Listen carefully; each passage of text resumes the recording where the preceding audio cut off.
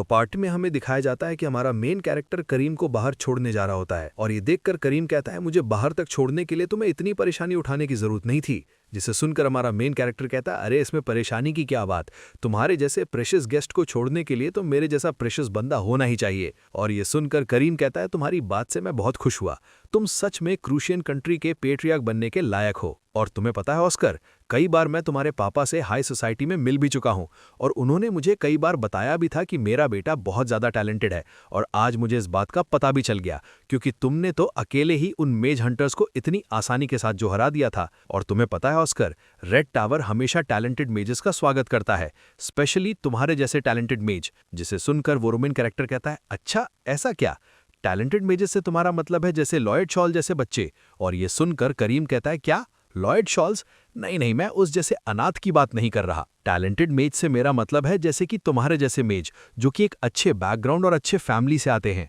वहीं हमारा main character कहता है कि तुम उसे एक बार अपना डिसाइपल तो बना के देखो, तुम्हें पता चल जाएगा कि वो कितना ज्यादा टैलेंटेड है। पर तभी करीम उसकी बात काटते हुए कहता है नहीं ऐसा नहीं हो सकता है, टैलेंट तो इंसान के खून के अंदर ही होता है जो कि उसे उसकी अच्छी फैमिली और बैकग्राउंड से मिलता है। और हमारा मेन कैरेक्टर बात पलटते हुए कहता है अच्छा अच्छा वैसे क्या लॉयड रेड टावर में खुश है। और करीम कहता है तुम्हारी बातों से लगता है कि तुम लॉयड के अंदर कुछ ज्यादा इंटरेस्टेड हो। और हमारा मेन कैरेक्टर कहता है कि लॉयड के अंदर तो हमारा पूरा व्हाइट टावर ही इंटरेस्टेड है क्योंकि वो हमारे व्हाइट टावर का इतना बड़ा गद्दार जो ठहरा। और इसीलिए मैं थोड़ा सा क्यूरियस था कि वो व्हाइट टावर से इतनी बड़ी गद्दारी करने के बाद भी रेड टावर में खुश है या नहीं। पर तुम्हारी बातों से लगता है कि वो खुश नहीं है। जिसे सुनकर करीम हंसते हुए कहता है हे ऑस्कर, तुम उसकी इतनी ज्यादा चिंता मत करो क्योंकि वो रेड टावर में कभी फिट हुआ ही नहीं और इसीलिए वो हमेशा बैटलफील्ड में पड़ा रहता है जिससे हमारे टावर को भी कोई फर्क नहीं पड़ता है। और ये सुनकर हमारे मेन कैरेक्टर को अपने मन में बहुत ज्यादा गुस्सा आता है और वो कहता है कि उसका ध्यान ढंग से रखो कीनो। जिसके बाद हमें एक फ्लैशबैक दिखाया जाता है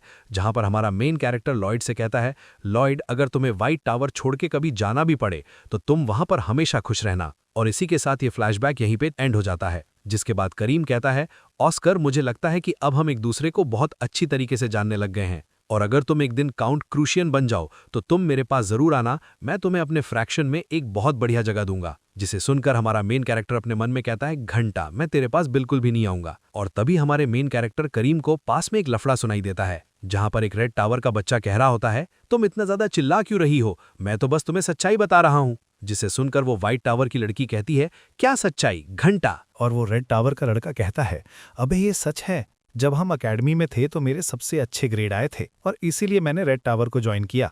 और तो और मैं रेड टावर का सबसे पहला बंदा हूं जिसने इस साल में लेवल 4 को सबसे पहले अचीव किया है। और वहीं ठहरे तुम, जिनके मार्क्स तो मुझसे आधे भी नहीं आए थे, वो ऐसी जगह पर आ गए। मुझे लगता है कि ये 100% तुम्हारी गलती है जो कि तुमने ऐसी जगह को चुना, व्हाइट टावर, जिसके कारण तुम अभी तक लेवल 3 पे ही अटके हो। और ये सुनकर हमारे व्हाइट टावर की लड़की बहुत ज्यादा गुस्सा हो जाती है और वो कहती है कमीने, अगर एक बार भी तूने व्हाइट टावर की फिर से बुराई की तो मैं तुझे यही गाड़ दूंगी। जिसके बाद वो जैसे ही रेड टावर का लड़का करीम को देखता है तो उसके सामने सर झुकाते हुए कहता है सर आपका काम हो गया। और करीम कहता है हाँ मेरा काम तो हो गया, पर वैसे यहाँ पर चल क्या रहा था। और वो लड़का बताता है कुछ नहीं सर, मैं तो अपने अकेडमी के दोस्तों से मिला था, हम तो ऐसी बातचीत कर रहे थे। जिसे सुनकर करीम कहता है ओहो तुम्हारे बचपन के दोस्त, वैसे कौन सी फैमिली से बिलोंग करते हैं। और वो लड़का घबराते हुए कहता है सर ये तो कॉमनर्स हैं। और इतना सुनते ही तो उस करीम की टोन ही बदल जाती है और वो कहता है लियो ब्रिल्ट, मैंने तुम्हें कितनी बार कहा है कि तुम्हें केवल उन्हीं लोगों से बातचीत करनी चाहिए जो कि वैल्यूएबल होते हैं, जैसे कि ऐसे लोग। और ऐसा कहते हुए हमारे मेन कैरेक्टर की तरफ इशारा करते हुए कहता है तुम्हें पता है ये कौन है, ये क्रूशियन कंट्री का पेट्रिया है जो कि तुमसे कुछ ही साल बड़ा है। और ये सुनकर वो लड़का लियो हमारे मेन कैरेक्टर के सामने अपना सर झुकाते हुए कहता है हेलो मेरा नाम है लियो ब्रिल्ट और मैं रेड टावर का लेवल 4 का मेज हूं। जिसे सुनकर हमारा मेन कैरेक्टर बूझ अपना नाम बताते हुए कहता है मेरा नाम है ऑस्कर क्रूशियन और ज्यादा जानकारी के लिए अपने मास्टर से पूछ लेना क्योंकि ये मेरे बारे में सब कुछ जानते हैं। जिसे सुनकर करीम कहता है हाँ मैं तो लियो को यहाँ पर इसीलिए लाया था ताकि ये थोड़ा प्रैक्टिकल एक्सपीरियंस कर सके। वैसे ये बिल्ट विस्कॉन्ट फैमिली का सेकेंड सन है जो कि बहुत ज्यादा टैलेंटेड है, पर तुम्हारे जितना भी ऑस्कर, काश कि ये तुम्हारे जितना टैलेंटेड हो पाता। पर चलो अब हम चलते हैं ऑस्कर, हमारा टाइम हो गया है, बाय बाय, हम वापस जरूर मिलेंगे। और ऐसा कहकर वो लियो और उसका मास्टर करीम दोनों वहां से चले जाते हैं। और उन्हें जाता देखकर हमारा मेन कैरेक्टर उस व्हाइट टावर की लड़की से पूछता है क्या तुम्हें गुस्सा आ रहा है। और वो लड़की कहती है हाँ गुस्सा तो बहुत आ रहा है, क्योंकि वो हमें और हमारे व्हाइट टावर को नीचा दिखाने की कोशिश कर रहे थे। और हमारा मेन कैरेक्टर कहता है, हाँ पर हम क्या ही कर सकते हैं, क्योंकि हमारे व्हाइट टावर की करंट सिचुएशन तो इतनी खराब जो है। और वो लड़की कहती है, पर फिर भी ऑस्कर, क्या तुम्हें उनकी बातें सुनकर गुस्सा नहीं आया? और हमारा मेन कैरेक्टर कहता है, ऑफ कोर्स मुझे गुस्सा आया, पर इस तरीके से गुर्राने से और ऐसे करने से कुछ नहीं बदलेगा। जिसे सुनकर वो लड़की पूछती है, अगर ऐसा है तो हम ऐसा क्या करें जिससे हम भी उनकी आंखों में आंखें डालकर बात कर सकें?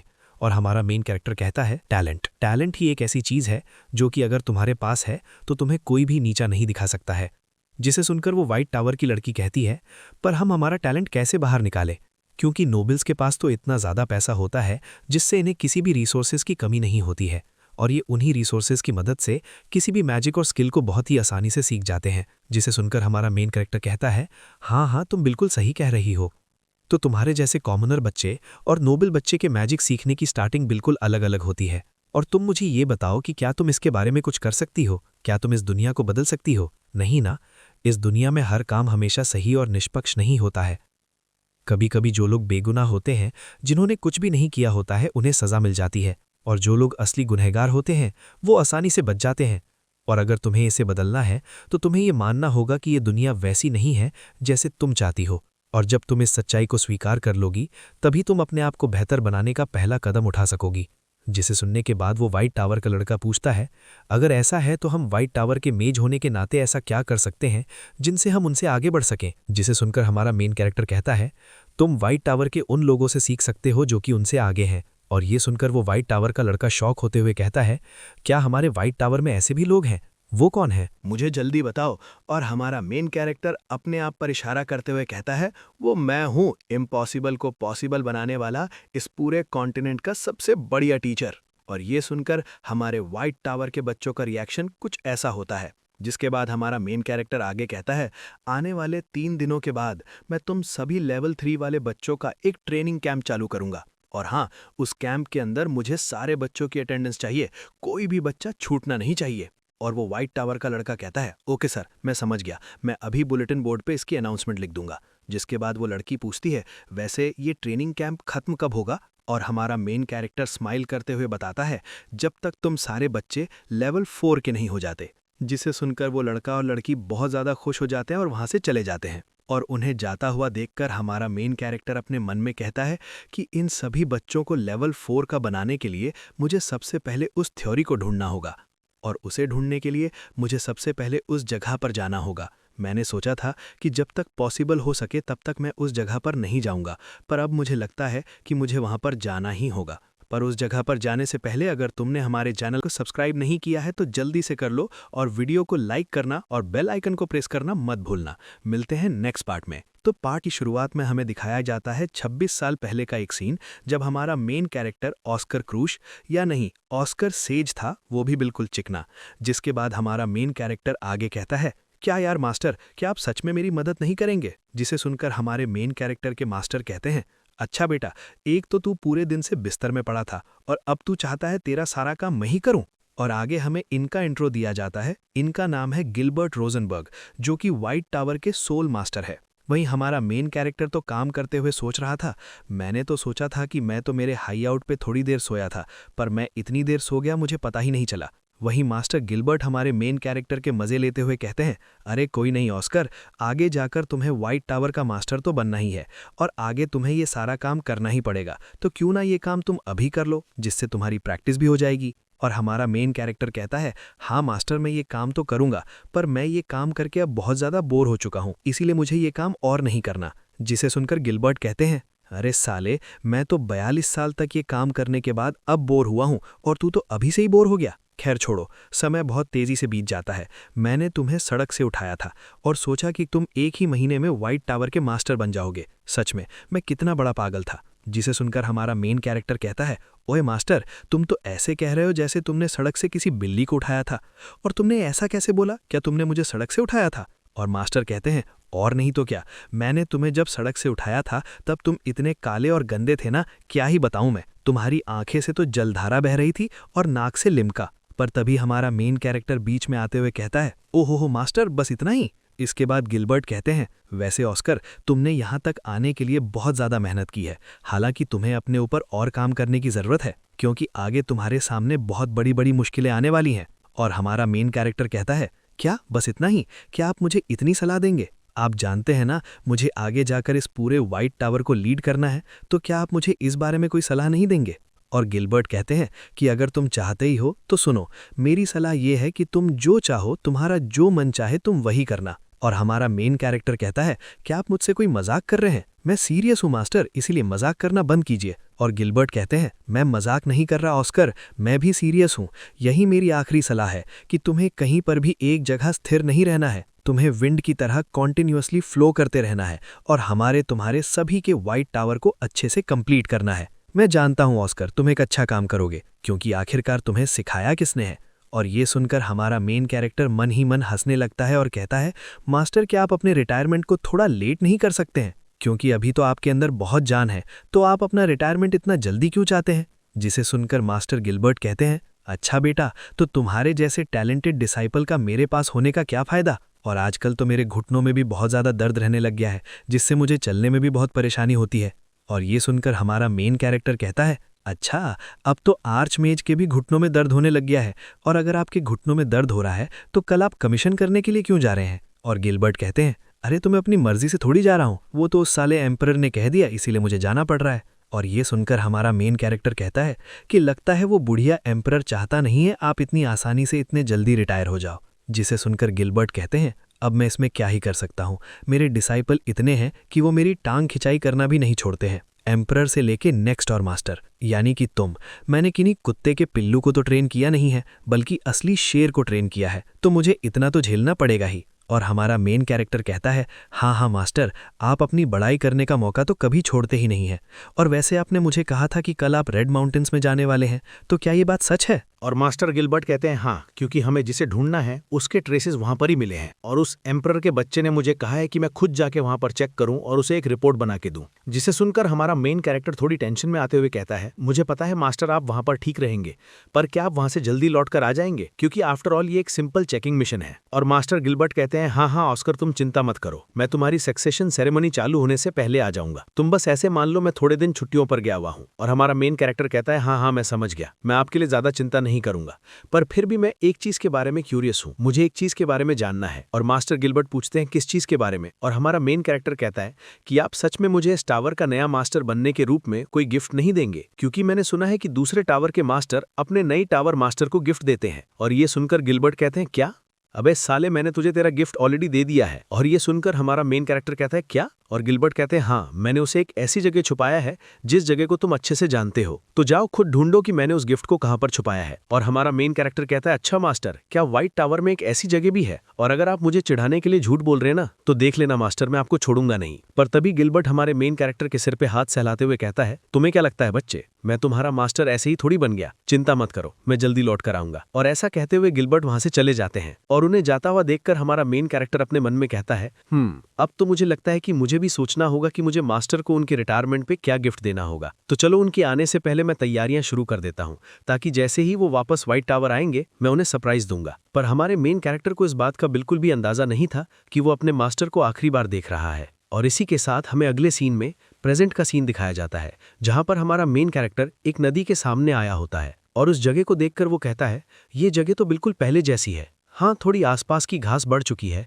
पर और तो बिल्कुल सेम ही है। मुझे इस जगह पर आए हुए लगभग 26 साल से ज्यादा बीत चुका है, क्योंकि मैं मास्टर के जाने के बाद यहाँ पर वापस आया ही नहीं। तो चलो देखते हैं कि अभी भी मेरा माना कोड अच्छे से काम कर रहा है या नहीं। और ऐसा कहकर हमारा मेन कैरेक्टर उस नदी के अंदर कूद जाता है। और जैसे जैसे वो गहराई के अंदर जाता है तो अपना माना कोड डालकर अपने सीक्रेट हाइडआउट पे पहुंच जाता है। और उस जगह पर पहुंचकर हमारा मेन कैरेक्टर कहता है, मुझे पता था, मेरा कोड हमेशा काम करता है। पर तभी हमारा मेन कैरेक्टर चारों ओर देखते हुए कहता है कि ये जगह तो बिल्कुल साफ है, पर मैंने तो इसके ऊपर प्रिजर्वेशन मैजिक का यूज ही नहीं किया था, और इस जगह पर मेरे अलावा कोई आ भी नहीं सकता है, तो ऐसा कैसे हुआ? और हमारे मेन कैरेक्टर के मन में ढेरों सवाल उठने लगते हैं कि ये जगह अभी भी इतनी साफ कैसे है, और मैंने तो इस जगह को पहले साफ ही नहीं किया था। पर तभी हमारे मेन कैरेक्टर की नज़र उसकी टेबल पे जाती है, जहां पर एक लेटर पड़ा था, जिस लेटर के ऊपर उसके मास्टर गिलबर्ट की एक सील थी, और उस लेटर को उठाकर हमारा मेन कैरेक्टर सोचने लगता है कि ये लेटर यहाँ पर कैसे आया। जिसके बाद वो उस लेटर को खोल देता है, और उस लेटर को जब खोलकर हमारा मेन कैरेक्टर देखता है तो उसे पता चलता है ये तो उसके मास्टर की हैंडराइटिंग है, और हमें दिखाया जाता है कि उस लेटर के अंदर क्या लिखा होता है। और भाई ये बात केवल हमारे मेन कैरेक्टर के लिए नहीं है बल्कि हम सब के लिए है, तो इसे ध्यान से सुनना। मास्टर गिलबर्ट लिखते हैं, ऑस्कर तुम्हारी ये जगह बहुत शानदार है, तुमने इसे बहुत अच्छे से बनाया है। मैं तो चाहता हूं कि ऐसा कमरा लगभग सबके पास होना चाहिए, पर ऐसा जरूरी तो नहीं है कि सभी के पास तुम्हारे जैसा कमरा हो।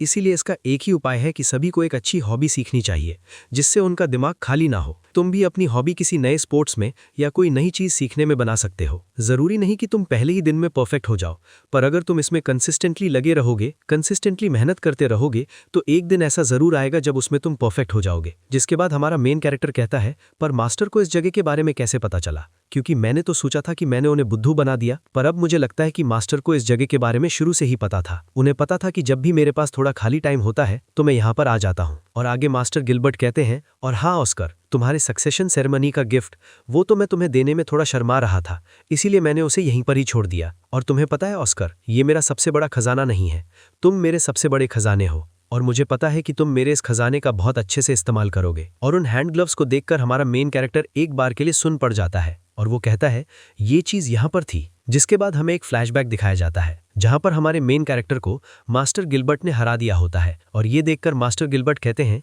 अरे क्या यार, तुम अपने मास्टर को कब हराओगे ऑस्कर? और ये सुनकर हमारा मेन कैरेक्टर लेटे हुए कहता है, मैं आपको कैसे हरा सकता हूं जब आप उस सीक्रेट वेपन का यूज कर रहे हो। जिसे सुनकर मास्टर कहते हैं, अच्छा तू इस जेंटल बीस्ट की बात कर रहा है, चल चल अब रो मत, खड़ा हो जा। और हमारा मेन कैरेक्टर कहता है, मैं रो नहीं रहा मास्टर, ये सच है, आपके ये ग्लव्स किसी भी स्वर्ड की और मिड लेवल मैजिक को बहुत ही आसानी से रोक सकते हैं। और साथ ही साथ इस ग्लव्स की ताकत तो किसी लोहे से भी ज्यादा है, जिससे किसी भी बड़े पत्थर को बहुत ही आसानी से तोड़ सकता है। और ये देखकर मास्टर हमारे मेन कैरेक्टर के मजे लेते हुए कहते हैं, अरे देखो गांव वालों, देखो ये नौजवान लौंडा मुझ जैसे बूढ़े से हार गया, और अब ये बहाना बनाने के लिए कह रहा है कि मैं किसी लेजेंडरी वेपन का यूज कर रहा हूं। अरे बच्चे, ये किसी लेजेंडरी वेपन की ताकत नहीं है, बल्कि ये तो हमारे जमाने की रोटी और घी की ताकत है। जिसके आगे हमारा मेन कैरेक्टर कहता है, मास्टर आप मुझे कोई अच्छा सा वेपन दीजिए ना, या कोई अच्छा सा आर्टिफैक्ट जो कि मेरे काम आ सके।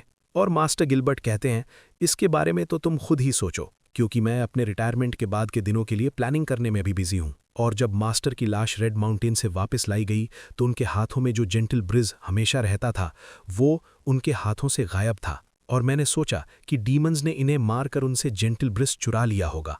और उसके बाद मैंने अपने हाइड आउट में एक कदम ही नहीं रखा, क्योंकि मेरे ऊपर मास्टर के जाने के बाद बहुत सारी जिम्मेदारियां आ गई थीं।